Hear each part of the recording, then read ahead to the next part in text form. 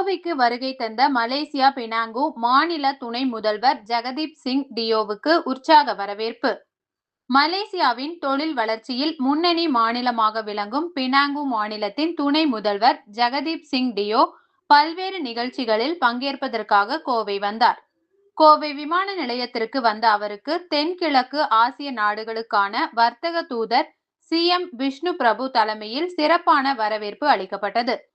அப்போது ஜெகதீப் சிங் டியோவுக்கு பூங்கொத்து வழங்கியும் பொன்னாடை அணிவித்தும் விஷ்ணு பிரபு வரவேற்றார்.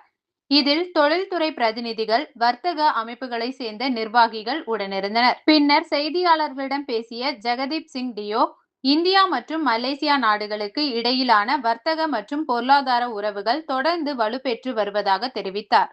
குறிப்பாக தமிழ்நாடு மற்றும் பினாங்கு மாநிலங்களுக்கு இடையே தொழில், முதலீடு, தகவல் தொழில்நுட்பம், உற்பத்தி துறை உள்ளிட்ட பல்வேறு துறைகளில் இணைந்து செயல்படுவதற்கான சிறந்த வாய்ப்புகள் இருப்பதாக அவர் கூறினார்.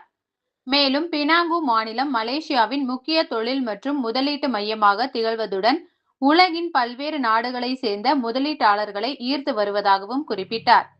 தமிழ்நாட்டை சேர்ந்த தொழில் முனைவோர் மற்றும் முதலீட்டாளர்கள் பினாங்கில் முதலீடு செய்யவும், தொழில் விரிவாக்கம் மேற்கொள்ளவும் ஏராளமான வாய்ப்புகள் உள்ளதாக அவர் தெரிவித்தார். இந்த பயணத்தின் போது தொழில் மற்றும் வர்த்தக வளர்ச்சியை மேம்படுத்தும் வகையில் பல்வேறு தரப்பினரிடம் சந்திப்பு நடத்தி இரு பகுதிகளுக்கும் பயனளிக்கும் புரிந்துணர்வு ஒப்பந்தங்கள் மற்றும் கூட்டுறவு முயற்சிகள் குறித்து ஆலோசனை நடத்த உள்ளதாகவும் அவர் தெரிவித்தார்.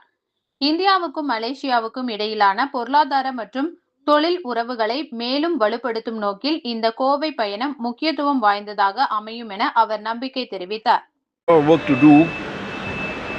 We will be talking about how we can enhance industry collaboration with Penang state government.